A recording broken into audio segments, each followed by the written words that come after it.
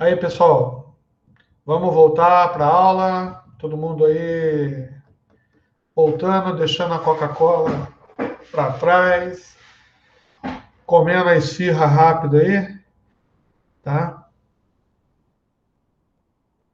Então, o Demetrios está com uma pergunta aqui, gente. Se a parte de perspectiva ela compreende somente fundo ou também parte superior? Não, a parte superior também, tá? O que acontece é o seguinte, no mundo 3D, quando o personagem está envolvido, né, dentro da window dele, tá? E vamos imaginar um avatarzinho lá. Tá na moda avatar, né? O avatar está andando, por exemplo, né? Se ele está olhando para frente e você está assim atrás dele visualmente, você já consegue verificar a perspectiva, tá? Agora é interessante, se você tiver em primeira visão, em primeira, não sei, aquele negócio quando você fica dentro do personagem, quando você olha para o lado, tá? Teoricamente, você vai reconstruir, né? O software pretende reconstruir toda aquela paisagem lateral, tá? Que quando você está olhando para frente, ela existe, mas ela não está no teu viewport, portanto, você não está construindo ela, tá? Quando você olha para cima, tá? Dependendo de como você fizer o teu desenho, vamos dizer assim, né? Tua representação gráfica, em princípio você também está vendo em perspectiva, tá? E detalhe, você pode colocar as coisas em perspectivas até diferentes, tá? Tipo assim, se você passa de um determinado ângulo de visão, tá? Você pode passar para um outro tipo de perspectiva, tá? Que não é a mesma perspectiva que você está usando, tá? São funções que podem ser diferentes, tá? Mas, em princípio, esse conceito de profundidade, de perspectiva, é muito importante, senão vai ficar que nem lá o Baby Shark, filho. Você viu, né? Dá para fazer no PowerPoint aquela animação, não dá? Tô brincando, né? Não é tão assim. Mas você vê que os movimentos são restritos, as linhas são só polígonos, né? Os efeitos de som, por exemplo, é zoom, né? Quer dizer, você faz transformação. Mas a proposta do pessoal que criou é muito interessante, né? Apesar deles ensinarem, talvez para as crianças, né? Pé direito, pé esquerdo. Eu estava vendo, pô, pé direito, o cara levanta o esquerdo. Talvez porque, na visão de quem produziu o desenho, ele acha que se a criança estiver olhando para ele, ela vai entender como se ela estivesse olhando para um espelho e não para uma televisão. Então, quando ele fala assim, né? É, braço direito, em vez de levantar o direito, ele levanta o esquerdo. Braço esquerdo, braço direito, braço direito. Por quê? Porque a criança olhando para ele talvez tenha a noção de que ele tem que levantar como se fosse um espelho. É interessante essas visões, né? Mas tudo bem, é assim que a vida melhora e a vida evolui, né? Deixa eu mostrar aqui, então, o nosso PowerPoint original aqui. Eu tenho que ficar com vocês aqui do lado aqui para saber se alguém vai falar alguma coisa, né? Bom, a gente estava falando de imagem vetorial na aula passada, a última aula que eu dei, tá? Falamos de definição, falamos de profundidade de imagem, falamos de pixel, né? E eu coloquei só um negocinho aqui para lembrar de estrutura de arquivos. Por quê? Porque, assim, para o pessoal que está fazendo multimídia, né? Eles estão bem no início do curso, então a gente tem que, às vezes eles ainda não adquiriram o conhecimento suficiente para entender o que é estrutura de arquivo no computador, né? Porque eles vão trabalhar também como transmitir, né? Sinais de desenhos, né? Vamos dizer assim, multimídia, na realidade, na internet, tá? E daí eu tive que passar um pouquinho sobre a estrutura de arquivos para eles, e daí eu lembrei de colocar aqui também para vocês, tá? É, que é o seguinte, a gente está falando das imagens, né, formadas. Então, as câmeras fotográficas, quando elas fotografam alguma coisa e tiram uma imagem, tá? A gente tem vários formatos, né, de imagens digitais. E o formato da estrutura de como os dados são guardados na memória da câmera vai depender do sistema operacional da câmera, tá? E do sistema de arquivos do formato, vamos dizer assim, de arquivo que o cara resolveu colocar lá para montar o arquivinho dele, né? Então, geralmente, a maioria dos formatos dos arquivos de imagens, elas têm dentro da estrutura de arquivos deles, tá? Um cabeçalho, tá? Então, toda imagem, quando um leitor, né, um software que vai ler uma imagem começa a ler o arquivo, a primeira coisa que ele vê é o cabeçalho. E no cabeçalho tem alguns atributos, né, algumas informações. Por exemplo, a dimensão em pixels, né, da imagem, o tipo de codificação que a imagem está usando, tá? E um monte de outras informações. E depois, obviamente, deve ter um elemento de separação, né, ou de sincronismo, tá? Que ele vai dizer assim, ó, a partir daqui é foto, né? Então daí, a partir daí a foto, daí dependendo do sistema de cores que o cara usa, né? Da codificação que o sistema operacional escolheu, né? Ou você selecionou lá na tua câmera para capturar aquela imagem, né? Vai começar a aparecer os bits lá, tá? E eles vão estar estruturados conforme a extensão. Um arquivo de imagem JPEG, tá? Que é originada por câmeras fotográficas digitais, não é um arquivo de imagem na acepção da palavra, tá? Por quê? Porque o JPEG ele ele faz uma compressão, tá? Nos bits, tá? E essa compressão é com perda de dados. Então, é assim, a gente viu o que é mapa de bits, né? Então, é assim, o scanner, né, vai escaneando o scanner da câmera, que é aquele CI, né, que faz a captura de imagem, ele vai escaneando linha a linha, conforme a quantidade de pixels, vai guardando as informações ou digitalizando e codificando, tá, aquele elemento de imagem, tá, e ele vai organizando isso no arquivo. Só que no bitmap, né, que é a imagem de bits, essa imagem não é comprimida, né? Então é a imagem real mesmo que você está vendo, com as deficiências da lente, da iluminação, etc, etc, mas é a imagem que você está capturando naquele momento, tá? Já o JPEG não é, ele sofre compressão, tá? Então a imagem original, tá, que você viu, quando você gravou na câmera em JPEG, ela não consegue ser, a gente não consegue recuperar a imagem 100%, tá? Então, uma das deficiências, por exemplo, se é que a gente pode dizer, né, que o JPEG tem, é exatamente isso, a imagem é comprimida. Por isso que ela é um pouco menor.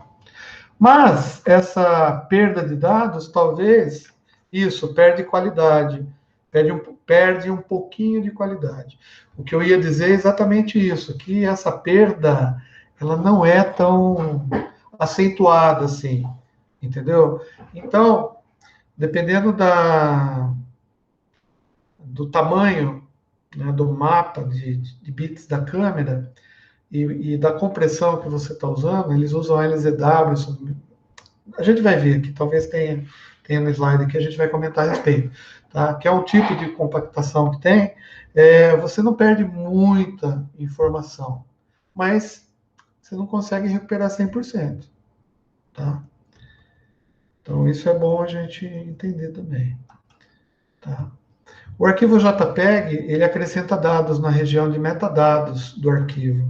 Ele tem uma região que ele chama de metadados e coloca informação sobre data, hora da tomada da foto, dependendo da câmera, até mesmo sobre o local onde a foto foi tirada. Por exemplo, hoje em dia você tem câmera que tem um sistema operacional que interage com o Google, por incrível que pareça. Então, você tira a foto lá, ele sabe as coordenadas. Legal, né? Sabe a coordenada de onde você tirou foto. Se você está tirando com o celular, então, daí você nem precisa, né? Porque o próprio celular já tem o local ali. Então, se você escolher tirar foto em JPEG, por exemplo, na câmera do celular, o celular já pega já a localização do Google e já coloca na região de metadados. Tá? Então, quando você abre um arquivo, é que nem todo software lê essa parte de metadados. Né? Que nem o Photoshop, por exemplo. Bom, eu abri ele aqui, depois a gente vai tentar ver uma informação de alguma foto. Ele acrescenta, o JPEG acrescenta ainda características físicas da fotografia. Olha como é legal o JPEG. O JPEG é um tipo de formato de arquivo de foto que foi criado exatamente para foto, né? Então, os caras, e é um grupo, né? O JPEG, a gente vai ver o nome, é Joint Photograph, não sei o que lá, Group, tá? Então, ele guarda até a sensibilidade ISO, a velocidade de obturação, né? Que é da obturação é o abertura e fechar lá do breguetinho lá, para injetar a luz. Tá? A abertura do diafragma, né? Se ele abriu mais ou menos. Tá? Sensibilidade ISO. Tá? E mais, contém até uma miniatura de imagem para efeito de catalogação. Tá? Então, é o que eu brinco, né? Às vezes o cara tira lá a foto na sua formatura, e daí você vai pedir as fotos para o cara, ele manda só essa parte de miniatura. Você escolher quais fotos que realmente você quer no teu álbum para ele fazer a ampliação, né? E a impressão em papel e tal. Beleza? Eu vou passar bem rapidinho porque são informações. Depois eu não sei se eu passei para vocês, mas eu passo todos os slides, tá? Para vocês reverem e terem em casa. Tá? Por exemplo, o JPEG é do Joint Photographic Experts Group. É um grupo de espertalhão, tá, de fotografia, né? Poxa, então os caras fizeram o arquivo, né? A estrutura do arquivo pensando em fotografia. Tá? A extensão desse arquivo ainda no padrão DOS, né? Por quê? Lembra, o padrão DOS, não sei se vocês estudaram museu, né? Museu da Informática, né? No Museu da Informática tem o DOS lá, e naquela época os caras decidiram que os nomes de arquivo tinha que ter 8 letras, 8 caracteres, em ASCII 2, um ponto e uma extensão. E a extensão ia dizer para o sistema operacional DOS, né, qual era o tipo de arquivo que estava guardado com aquele nome que você deu, de 8 letras, tá? Numa estrutura de diretórios lá dentro da memória do computador. Então, né, e até hoje é usado, né, apesar da gente não precisar, não ter mais restrições de 8 caracteres, tá? Não precisa mais, hoje em dia, também ter a extensão, mas, aliás, eles até ocultam, né, no DOS eles ocultam, mas tem outros sistemas operacionais, vocês devem conhecer, que você nem faz uso dessa extensão. Tá? Por quê? Porque no próprio o arquivo já é gravado, né, num diretório específico para aquilo. Se é um diretório de executáveis, então os programas estão lá. Se é um diretório de bibliotecas, as bibliotecas estão lá. Né? Se é um diretório de imagens, as imagens devem estar lá. Ah, mas eu posso guardar no meu pendrive em outro lugar? Pode guardar onde você quiser a imagem.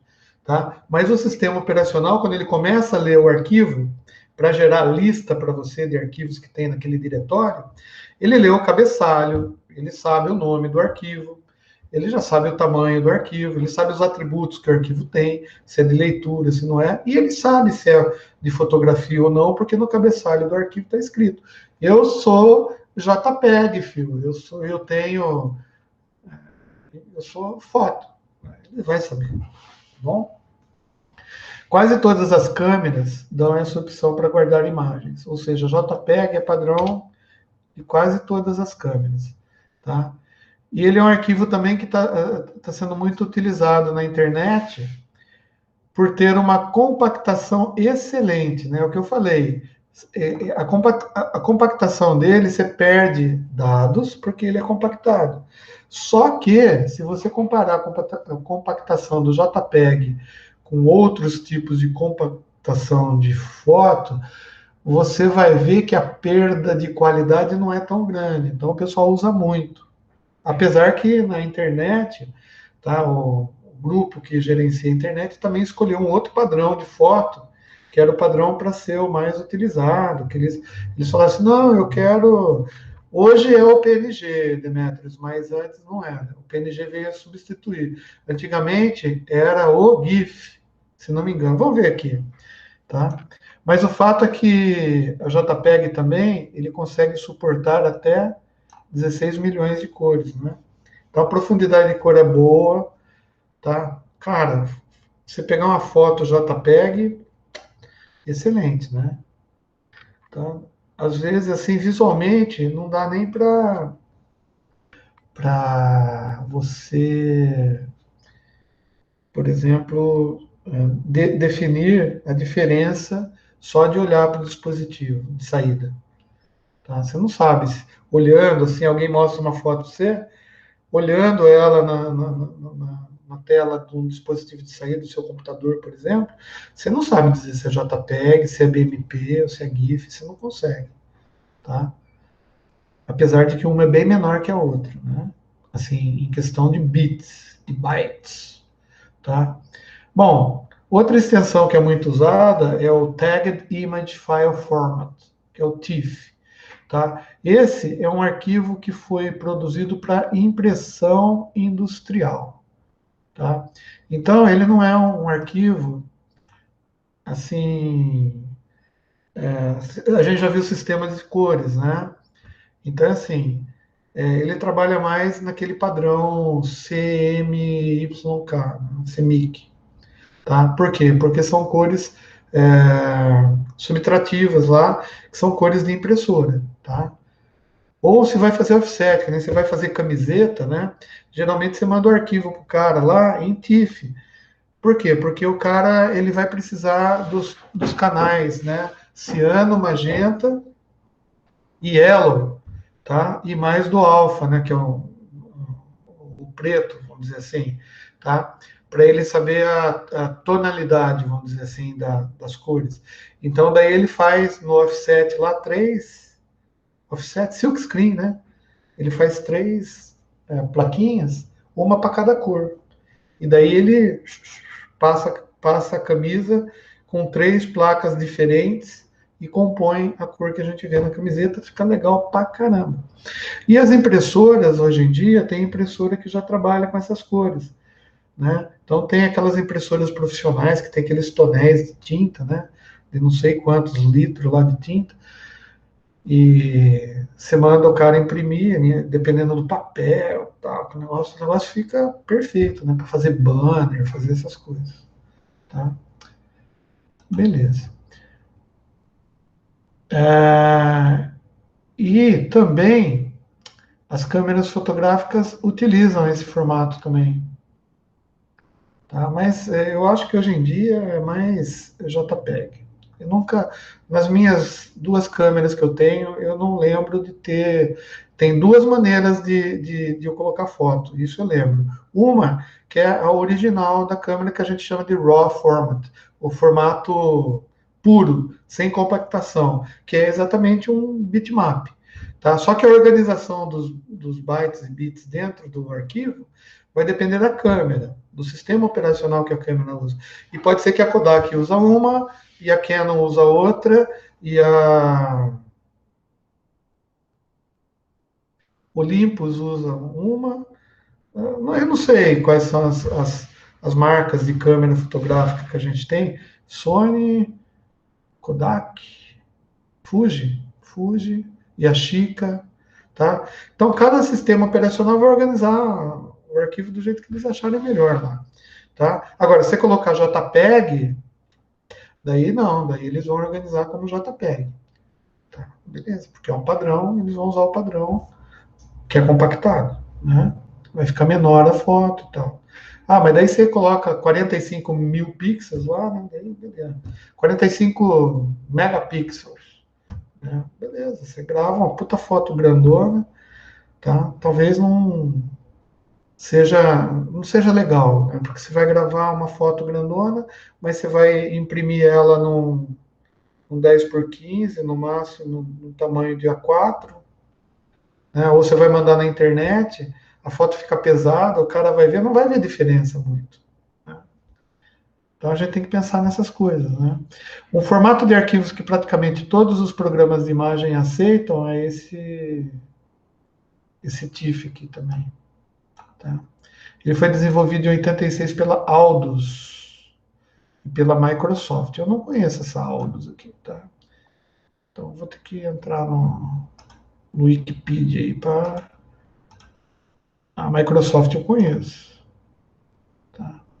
Beleza, o TIFF é capaz de armazenar imagens True Color, tá? 24 a 32 bits. É um formato muito popular para transporte de imagens, né, do seu computador para Buru, é, para impressora, saída de scanner, tá? E para quem vai querer fazer aquela separação de cores que eu falei. O TIFF permite que as imagens sejam comprimidas usando esse método aqui, ó, tá? É um método de compactação. E se não me falha a memória, esse LZW a gente usa no PKZip. Tá? O PKZip, o que é? Um compactador de arquivos que compacta qualquer arquivo. Tá? Beleza. Então, e o TIFF usa um algoritmo para compactar que é próximo do que a gente usa lá no PKZip. Tá bom? Permite salvar campos informativos também, que eles chamam de caption. Ah, muda o nome, né? Um grupo formou um negócio, cada um põe o nome que quer. Muda, daí a vida da gente fica complicada. Se todo mundo chamasse de cabeçalho, ia ser cabeçalho, né? O TIFF chama de caption, né? Não é nem header, né? Mas tudo bem. Dentro do arquivo, beleza. Então tem algumas informações que a gente pode gravar no arquivo também. Tá? No Photoshop, usar o comando FileInfo do menu File para preencher tais campos informativos. Ó, quando você quiser salvar no Photoshop, no TIFF, tá? Você tem como ir lá no FileInfo, né? E mudar os nomes ou as informações que estão disponíveis para você gravar no TIFF que você quer enviar. Então, às vezes, os caras que trabalham com arte, o que eles fazem? Coloca o nome dele, endereço de e-mail, não sei o que lá, no arquivinho TIFF e manda pro cara imprimir, fazer a camiseta e tal, né? Daí o cara pega esse arquivo que o cara fez, coloca na internet como sendo dele, né? Ele sobe lá pro Behance, pô, não sei das quantas, né? Tem muita gente safada nesse mundo, né? Nego preguiçoso, que não quer trabalhar, não quer aprender, daí ele prefere usar o conhecimento dos outros, né? Porra, daí o artista, cara, teve um poxa trabalho para fazer a arte, né? Tem todo um conceito por trás disso e tal. Manda para o cara imprimir, o cara pega e sobe lá na internet dizendo que é dele. Quando você faz download dessa imagem, você vai lá na informação da imagem, você sabe de quem que é. Daí você fala assim, porra, que tremendo no FDP esse cara. Né? Perde moral, não perde? Bom, GIF, Graphics Interchange Format. Esse daqui é o formato que foi criado para ser usado na internet. Tá? Então, GIF, gente, foi o formato que foi feito para ser usado na internet. Fala, Demetrios.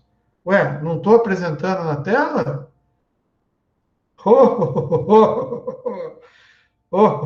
Ou seja, vocês deixaram eu falar 200 milhões de coisas para dizer agora? Então vamos de novo a tela inteira. Eu achei que eu estava compartilhando.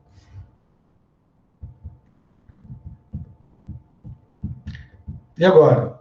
Vocês estão vendo? Compartilhado tudo aí? Agora sim. Agora sim. E agora? Agora sim. Agora vai, né? Bom, só para repassar lá, eu não vou ler de novo, né? Porque eu estava simplesmente lendo, meu amigo. Ó, JPEG, daí eu falei do TIFF, falei da Aldus, falei da Microsoft, falei da Caption, beleza, tranquilo, vamos para frente, tá? Então, o GIF foi criado para ser usado na internet, tá? O GIF ele suporta que você faça imagem animada, tá? Só que daí o que acontece? Bom, ele tem uma limitação que a parte de programação lá, o cara que criou o negócio diz que pode trabalhar só com 256 cores por foto. Então, como eu falei, se a gente for fazer uma animação tem que ser animada, né? Então, é coisa de sexta-feira, 9 horas da noite, né? 9h30, a gente já começa a ficar pensando em cerveja, né? Então, a gente usa pleonasmos, né? Não hipérboles, né? Usamos pleonasmos. Mesóclises também, que não tem nada a ver, né? Porque mesóclise é permitiloia. É português, moçada, português é complicado. Bom, mas ele só usa 256 cores por frame, tá? E o que então é essa imagem animada que eles dizem, né? São imagens que você consegue colocar vários frames e ela vai trocando para você, né, o GIF animado. Ah, a gente conhece GIF animado. Que nem o Baby Shark, parece um monte de GIF animado, né? Beleza? Bom, esse GIF, ele não, até um determinado tempo ele foi bem usado, né? E agora ele foi substituído pelo PNG, tá? O PNG, ele é legal porque ele permite você fazer transparência, tá? Transparência. Transparência é o seguinte, é coisa sem fundo, tá? Só para vocês terem ideia, o JPEG lá, ele é tão famoso, né, o grupo do JPEG, que daí o cinema, né, quando a gente vê filme, o que eles criaram? Eles criaram a sequência de frames, né? Então, que a gente chama de motion JPEG, tá? O que é o motion JPEG? Tá? É um padrão, tá, para você codificar fotos na sequência. Se você pegar 30 fotos por segundo, né, são 30 frames por segundo. E quem cuida da codificação, o jeito que os bits são organizados e comprimidos no arquivo Motion JPEG, que eles chamam de MPEG, tá?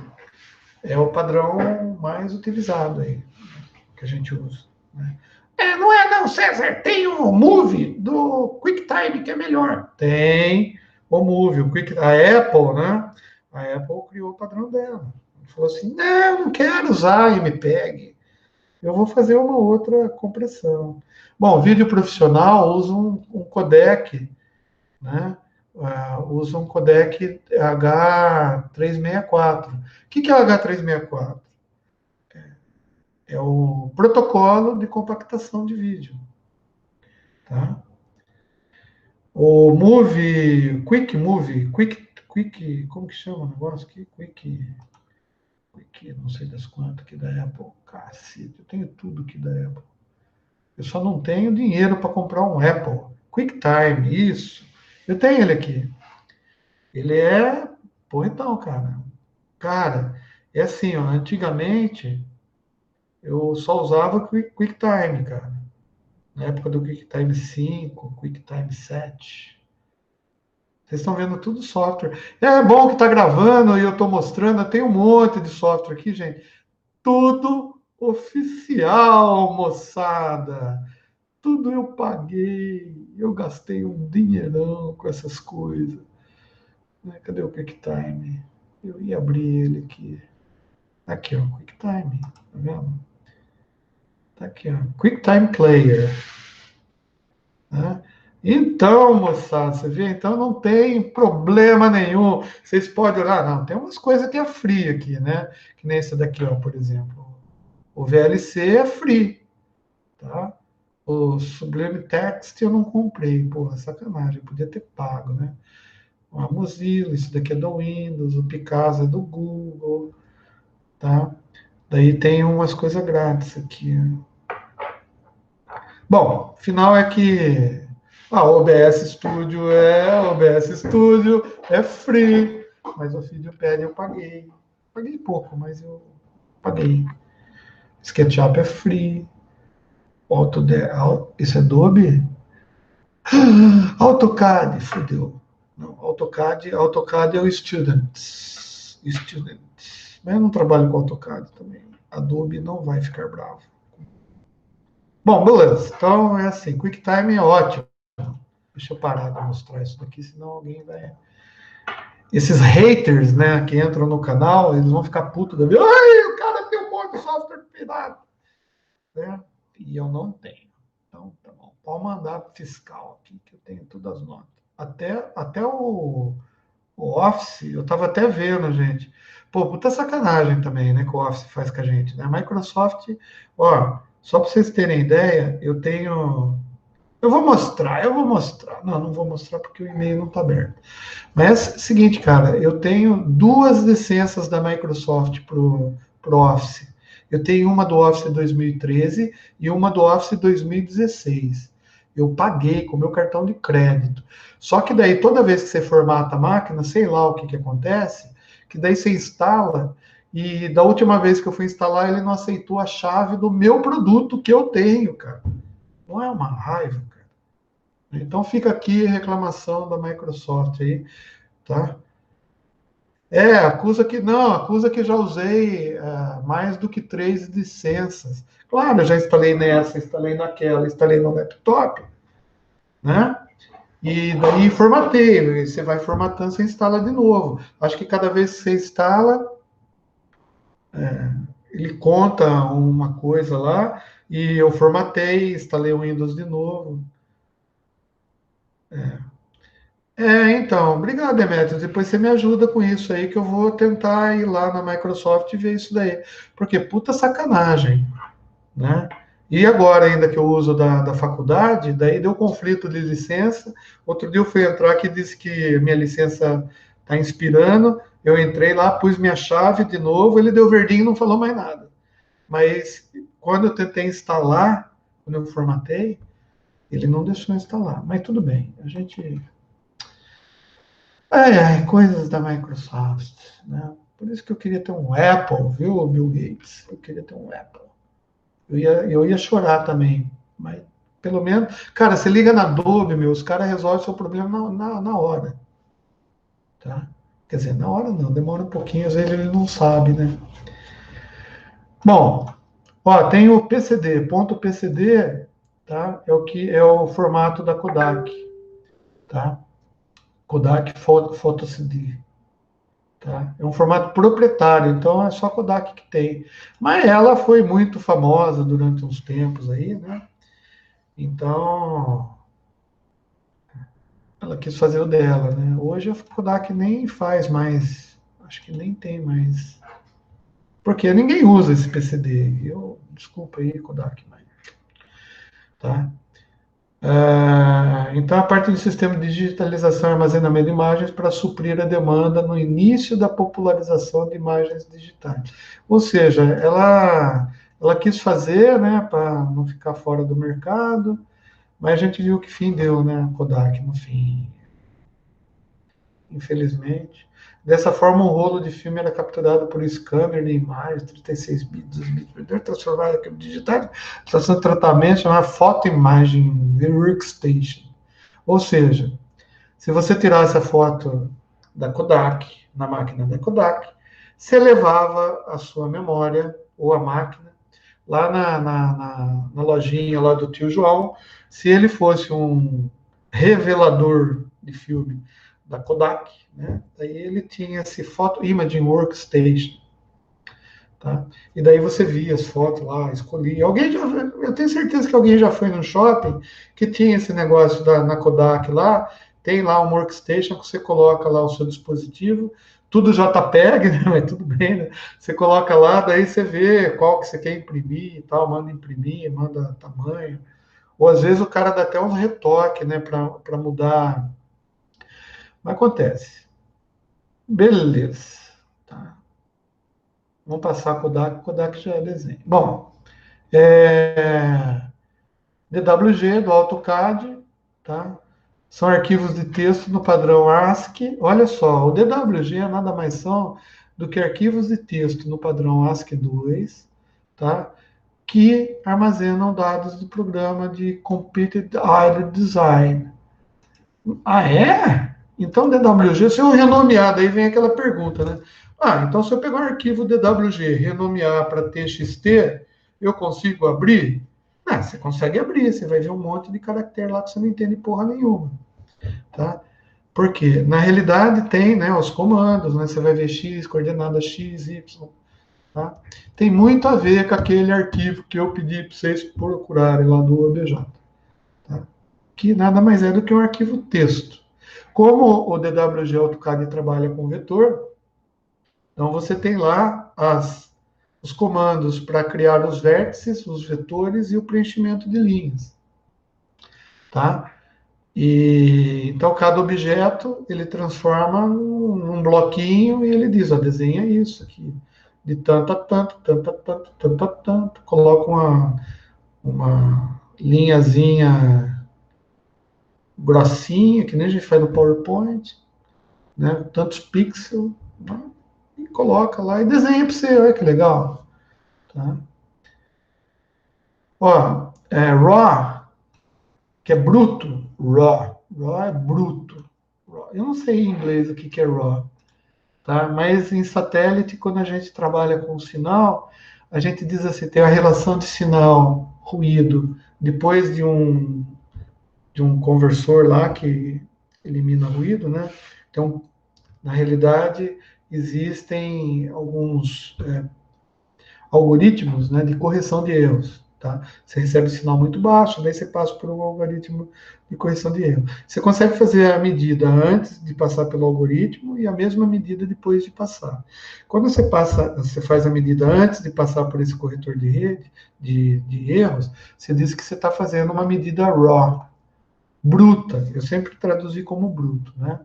Ou seja, não tem influência de nada. Você está pegando o negócio do jeito que ele é, tá? Cru. Beleza. Então vamos colocar assim, cru. Arquivo cru. Sem manipulação. Só que esse cru é com acento, né? Cru. Isso. Beleza. Refere a família de formatos de imagem RAW ou cru, que são originados pela maioria das câmeras digitais profissionais. O formato RAW não é padronizado nem documentado. Por quê? Depende do fabricante. É aquilo que eu falei, é como o cara quer fazer com que o negócio seja gravado, sem perda de bit, sem nada. Um bitmap do jeito que você está lendo. Tá? E as câmeras têm essa possibilidade. Só que você pegar um formato RAW da Yashica, você não vai conseguir ler num leitor da Canon, né? Da Sony. Então, o que acontece? Cada fabricante tem o seu formato RAW, do jeito que o sistema operacional trata o arquivo de imagens. Tá? Beleza. As imagens GIF, JPEG e PNG podem ser vistas simplesmente usando um web browser, porque eles são formatos padrões. Para a gente não importa muito essa informação aqui, né? Mas é óbvio, né?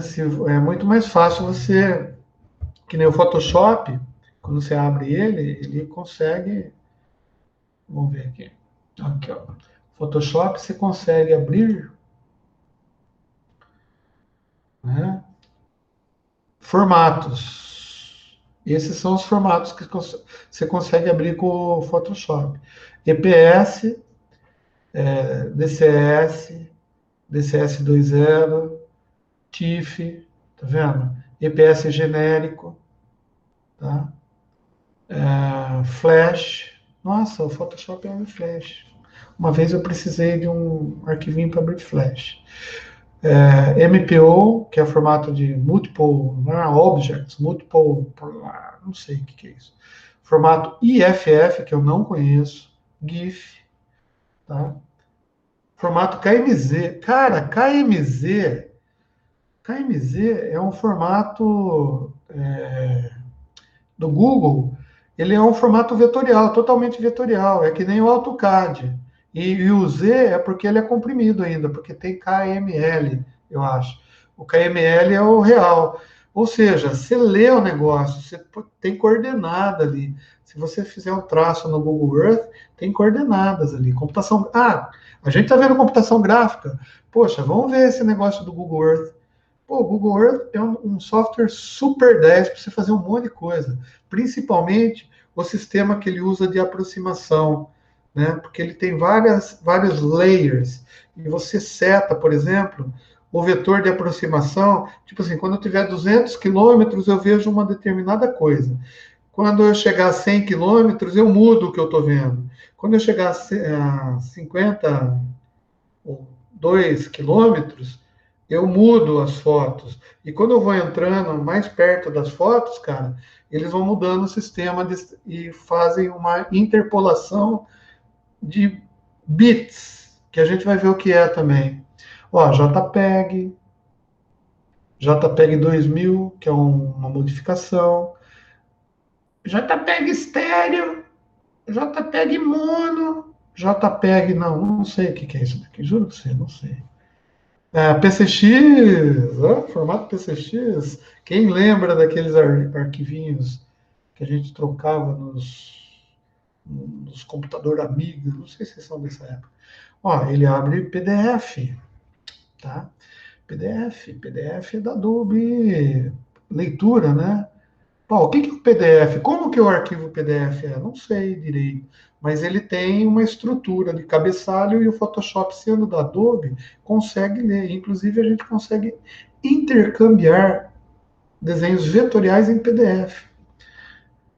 Olha, Pixar. Bom, formato de animação da Pixar. Vocês conseguem imaginar como que o cara foi chique, né? Steve Jobs, como ele foi chique, quando expulsaram ele da Apple, né, na época que ele ficou expulso, o que ele fez? Ele montou a Pixar, cara. E a Apple, obviamente, sabe tudo de software gráfico. A Apple é muito boa nessa área, tanto é que a Adobe, não sei se vocês sabem, mas deve ter né, Adobe com Apple, né? Se não for assim o mesmo dono, não digo nada, né? E a Pixar, cara, não tem palavras, né? Ele criou lá a Pixar para fazer, então eles têm um formato próprio. PNG normal, né? Não sei o que é PNS, tá?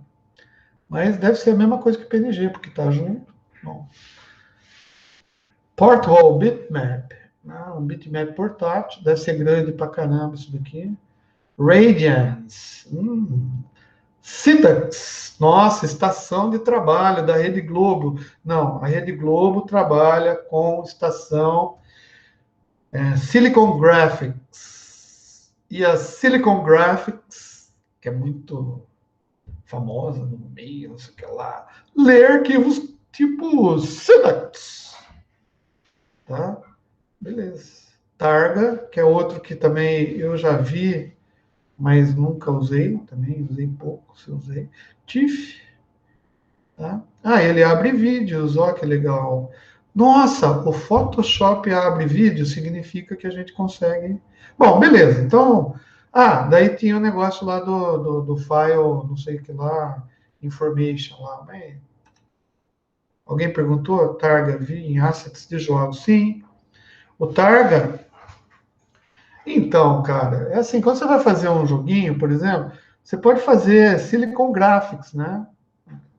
Pode usar Silicon Graphics, o hardware deles, para fazer joguinho para você, para animar, né? Eles fazem isso para animar os negócio da Rede Globo, por que que você não pode fazer um desenho animado, né? Aliás, a Pixar usava bastante Silicon Graphics, tá? E só que daí eles fizeram um software especial para eles. Tá? Não sei quais são as facilidades que o software da Pixar tem para fazer desenho animado. Mas é óbvio, imagina, você é um cara que trabalha com isso. Eu faço só joguinho. Cara, então, de repente, se eu tiver alguma coisa mais fácil para fazer o meu fundo, a minha perspectiva, tá? Para fazer a movimentação do meu avatar dentro do jogo, tá? Cara, eu vou fazer o meu joguinho usando os formatos que eu mais domino, né? Que eu conheço melhor. E de repente a Targa é um tipo de formato que o cara usa no jogo dele. Sei lá, para fazer um background, sei lá, não sei. Dá para usar para várias coisas. Beleza? É isso aí mesmo. Então, quando eu tenho formato RAW, a visualização requer visualizadores fornecidos pelos próprios fabricantes das câmeras. Então, é assim, se você salvar a foto em RAW na tua câmera, você tem uma Canon, tá? A Canon vem com um disquetinho que deve ter um software da Canon que vai conseguir visualizar as imagens no teu computador. Você tem que instalar ele, senão você não vai conseguir ver. Se você tiver um equipamento de ressonância magnética, os médicos, o que eles fazem? A ressonância magnética, gente, nada mais é do que uma série de fotos, tá? Em fatias dos órgãos da pessoa. Como isso acontece, não interessa. O fato é que são fotos, são várias fotos. E quanto menor o slice, né, menor a fatia, mais resolução você consegue ter. Tá? Então, você vai fazer uma ressonância magnética do cérebro, você faz o scan da cabeça e você tem fotos. Você tem várias fotos, né? E essas fotos elas podem ser montadas. Você consegue ver o seu cérebro em 3D. Você pode tirar filtro por filtro, ver se está ativo, se não está ativo. Né? Você enfia a cenoura no cara e vê o que, que acontece no cérebro dele. Né? Legal. E só que, cara, são arquivos que são feitos pelos fabricantes dos equipamentos, né, de ressonância magnética, tomografia computadorizada, né? Então, para você visualizar raio-x, você tem que ter o leitor daquele software. Não precisa ser muito, né? Beleza. Imagens vetoriais são convertidas para imagens. Ah, bom, beleza. Então, é assim. O que, que acontece quando a gente vai ver uma imagem vetorial, tá? Uma imagem vetorial, tipo um AutoCAD, no micro da nossa residência. Né? Você vai instalar o software e vai abrir o arquivo que você tem o projeto.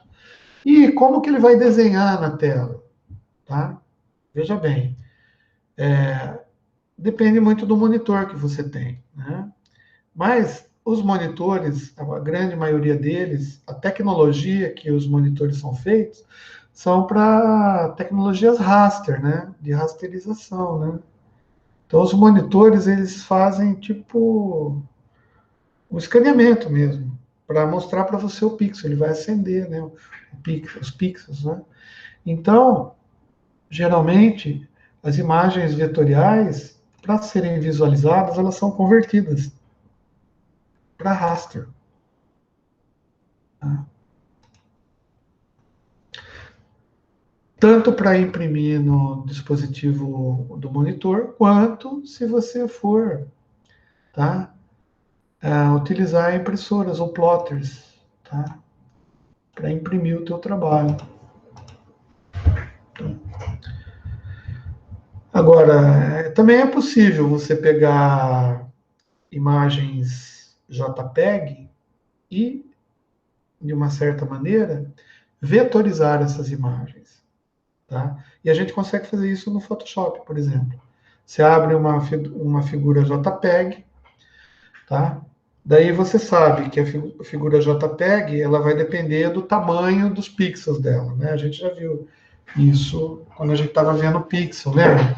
Se a gente ampliar a figura JPEG, você vai ampliar a imagem. Então você vai ampliar os pixels. Se você ampliar os pixels, você tem distorções na imagem, tá? Então, você vai. É aquele negócio que a gente fez lá. Eu lembro de ter mostrado um negócio no PowerPoint para você. A gente abriu a foto lá da mulher, sei lá, da árvore, não lembro. E daí ficou tudo quadriculado, né?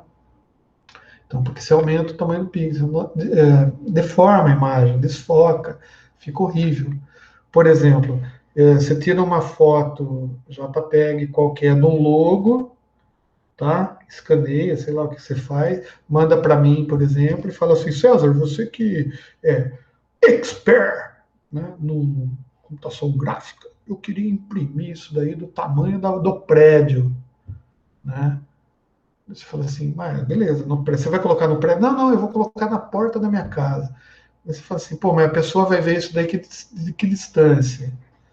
Né? Ah, vai ver, sei lá, 1 metro, 1,5 metros. Daí você fala, então, cara, essa foto que você me mandou não dá para eu imprimir desse tamanho. Né? Vai ficar horrível. Eu vou ter que vetorizar essa bodega. Daí a gente vetoriza a foto para poder imprimir. Né?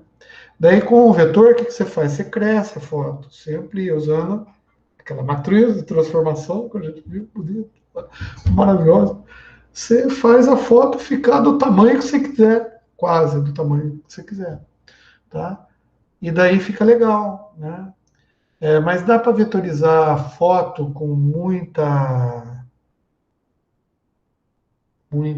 diferença de tonalidade, uma foto de uma mulher, por exemplo, com luz. Dá para vetorizar? Dá. Só que o arquivo vai ficar muito grande, porque são muito vetores, vai demorar pra caramba para você vetorizar isso daí. Tá? Depois que você vetorizou, daí você consegue crescer, mas como a foto tem muitos vetores, cara, vai demorar para você ampliar. Que nem pegar um arquivo AutoCAD que tem 500 milhões de objetos lá dentro. Tá?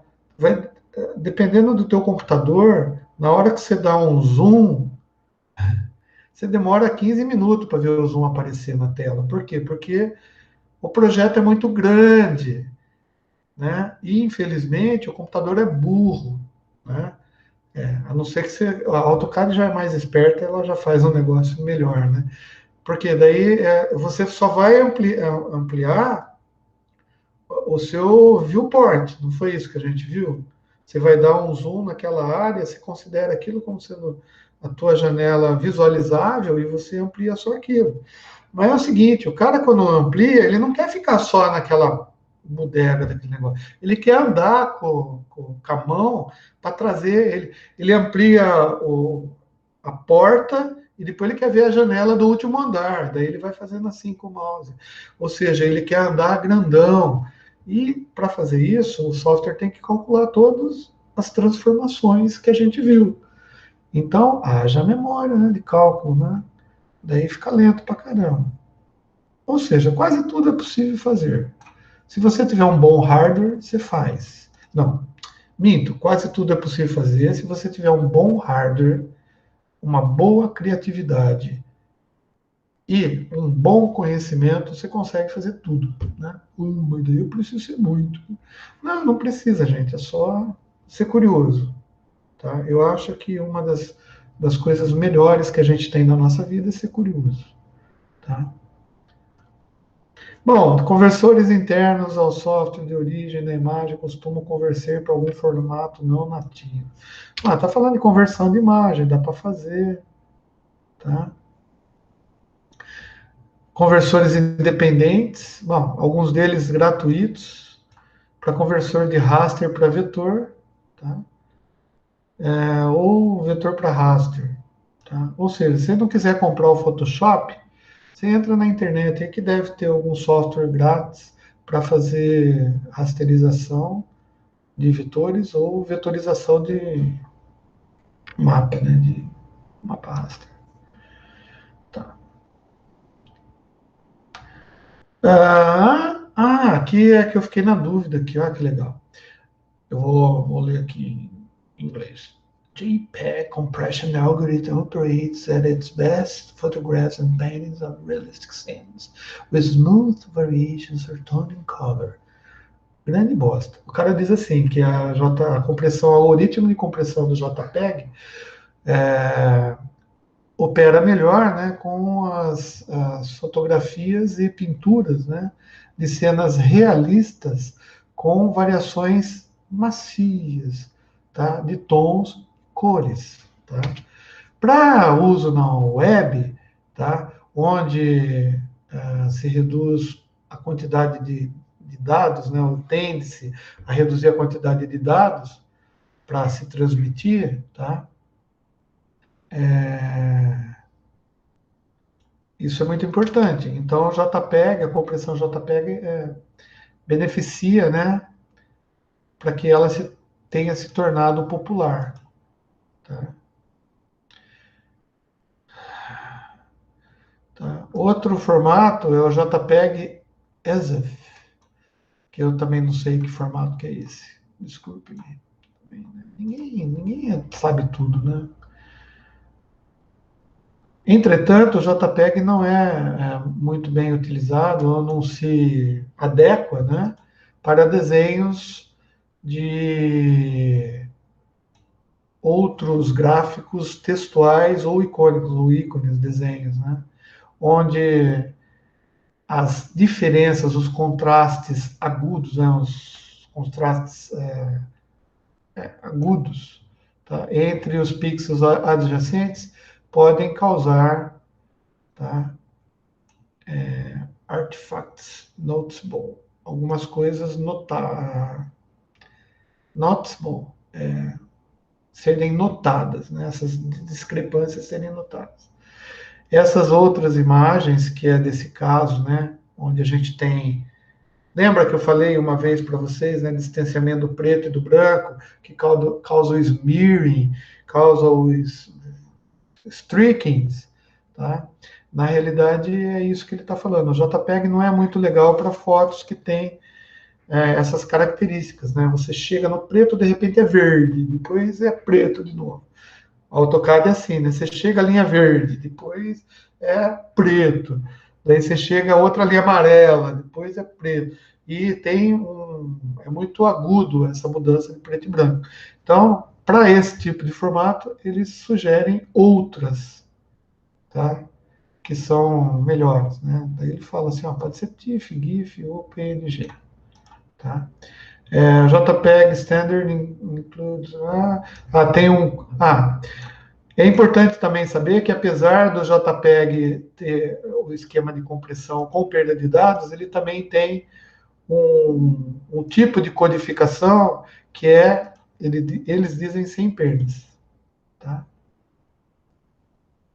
Mas que esse modo, né, de compactação, vamos dizer assim, de codificação, não é suportado na maioria dos produtos.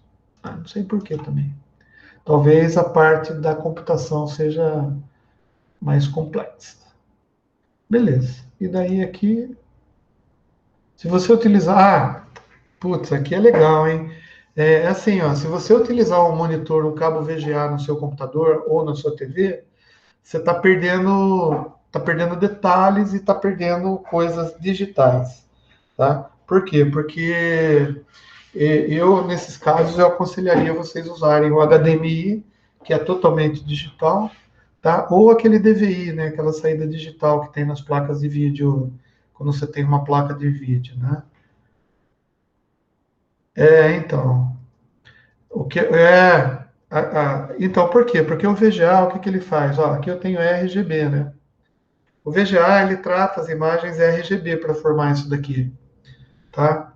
E quando o VGA, ele tem uma linha, o cabinho tem 9 fios, tá? Tem um fio que só leva a luminância, na realidade é assim, leva só a informação de amplitude, de cinza, vamos dizer assim, tá? Um cabinho leva o R menos Y, que é o vermelho menos a luminância, que é a parte de intensidade, e o outro leva o B menos Y. O verde, ele é formado no próprio monitor. Por quê? Porque o verde tem uma proporção de cores, lembra? Que o nosso olho é mais susceptível a tal cor, não sei o que lá. Isso é teoria de televisão, tá? Então, quando um dos fiozinhos está em curto ou não funciona, tá? As cores ficam faltando, né? Então, fica faltando o azul, por exemplo, o negócio vai sair meio avermelhado, meio esverdeado, tá? E o que que acontece no cabo VGA, tá? A imagem digital, ela vai ser decomposta e renderizada analogicamente.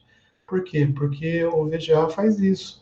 Ele é um sinal analógico, tá? Então, você recebe do computador, a plaquinha de vídeo, ela entrega sinal digital e sinal analógico. O analógico é o VGA. Se tem cabo VGA, você está pegando a saída analógica. Agora, se você quiser pegar a saída diretamente digital, você usa o HDMI, que já é um protocolo específico, tá? Para fazer a interface, né, entre o dispositivo digital e a placa de vídeo, tá? Por isso que em TV digital, né, geralmente se usa HDMI. Ou você pega um DVD, né, tem lá a saída HDMI também. Ou tem até a saída em fibra ótica, né, para você colocar às vezes, tá? Que na realidade é o HDMI, só que ele é modulado oticamente para ser sensível lá ao leitor ótico, vamos dizer assim, de fibra ótica, né? Então é assim, se você tiver a oportunidade, você, que nem esse monitor que eu estou vendo vocês aqui, é VGA.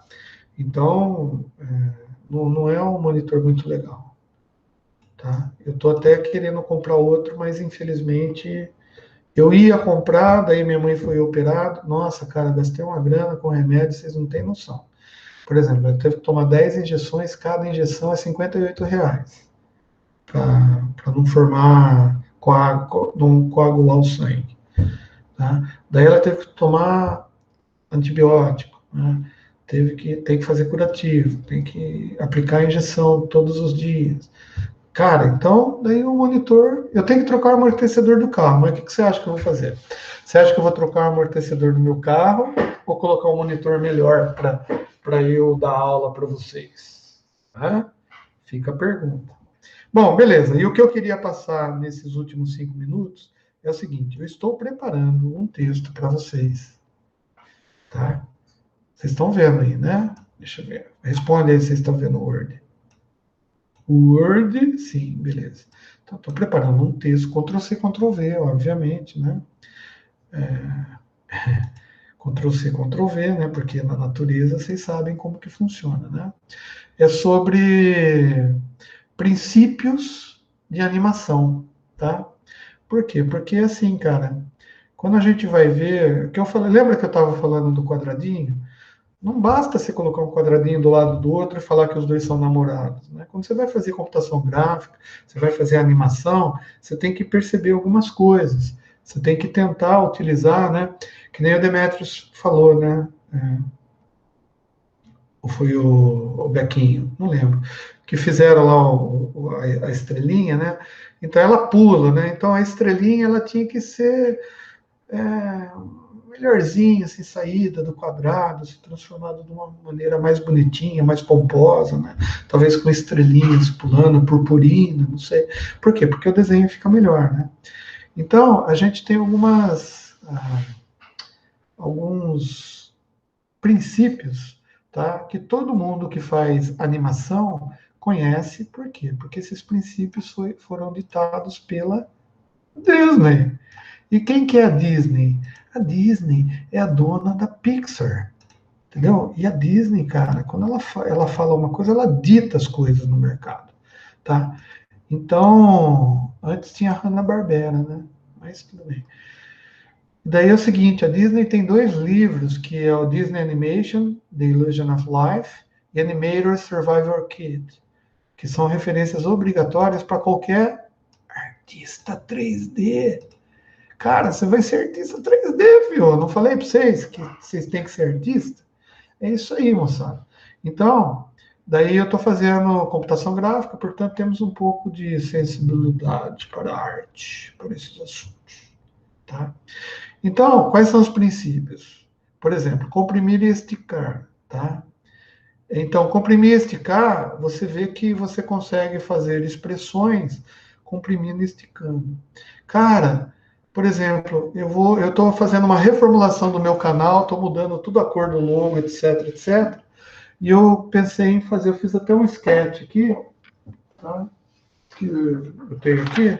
Vocês não vão conseguir entender, mas é tudo que eu quero fazer na animação do logo do meu canal. E eu estou pensando em fazer as letrinhas pular, né? E pulando, né? Vai ficar legal pra caramba, eu achei. Tá? Eu mudei a cor, meu logo geralmente é vermelho, né? Eu já mostrei para vocês, né, o logo da minha consultoria, tá? E eu achei que tá muito, esse vermelho não tá muito legal, tá? Daí eu fiz um negócio colorido, bem gay mesmo, tá verde, amarelo, azul, verde, amarelo, RGB, né? Usei vermelho, green, né?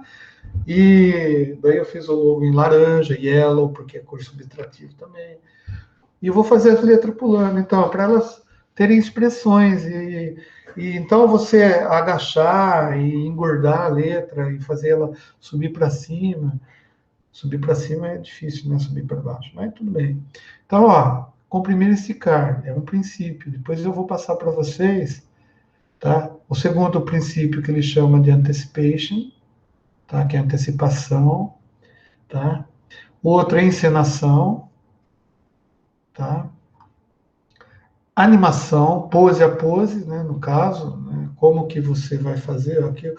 A ideia do cara é fazer o cara vir andando, pegar alguma coisa no chão, levantar e continuar e jogar no lixo, sei lá, tá? Ou aqui, ó, para levantar a pedra, né? Então a gente vai ver que quando for fazer animação, gente, a gente vai precisar desses conceitos, tá? Então, aqui também tem conceitos de keyframes, mas a gente vai passar. Eu vou passar isso daqui para vocês. O que vocês acham? Tá em português, eu traduzi aqui.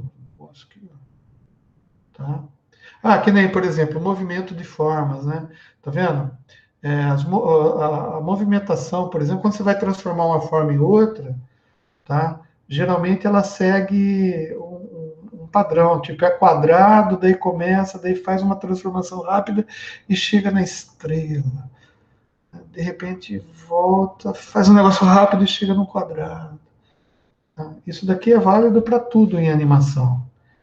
Ação secundária, tá? Temporização, timing é tudo na vida, né? Tá? Então a gente tem que fazer uma relação, né, entre o espaçamento das coisas e o tempo que eles levam para fazer as coisas. Tá? Que nem uma bolinha pingando, eu posso fazer meu logo vir pingando também. Assim. Vem o C, né? Toque, toque, para, toque, toque. Outro C, depois toque, toque, o O, e depois vem o quadradinho rodando aqui. Vai ficar bonito pra caramba. Tá? Exagero, tá? Que é outro princípio que eles usam. Beleza? E desenho volumétrico. Tá? Isso daqui é para quando a gente começar a 3D, né? A gente vai entrar nisso daqui, a gente vai entender que as curvas de Bézier, elas são utilizadas para fazer surfaces, ou superfícies, surfaces, tá? E quando você faz a superfície, vai depender da quantidade de pontos. Então, no caso de uma superfície, você pode usar as coisas pedacinhos e geralmente a gente usa triângulos, eu já falei para vocês, né? São 3 pontos, que na realidade são 2 vezes 3, 6, 7, 8 pontos, que faz os triângulos começarem a fazer as curvas, né? E é legal, quanto mais pontos, melhor, mais definição, só que também, tá? Apelo, modelo do Dumbo. É da Disney, né? Não sei se vocês perceberam, né? Mas é isso aí. Esses são os princípios que eu vou passar para vocês agora. Já vou salvar isso daí e vou mandar para vocês. Beleza, moçada? Tá na hora da pizza. Eu vou parar de gravar aqui. Bom feriado para vocês. Obrigado, Renan. Obrigado, Sérgio. A gente tem um feriado, tem aquele trabalhinho para fazer. Depois a gente vê o negócio da prova. Não esquenta a moringa com isso por enquanto. Vou parar de gravar, mas vou continuar na sala. Não esqueça de ir no canal, dar joinha, aquele pacote youtubístico todo, né? Que eu não consigo chegar nos 1.000 assinantes de jeito nenhum. Beleza? Abração, então.